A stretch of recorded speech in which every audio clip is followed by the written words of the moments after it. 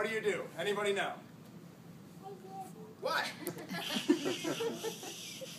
What do you do? You just like saying yes.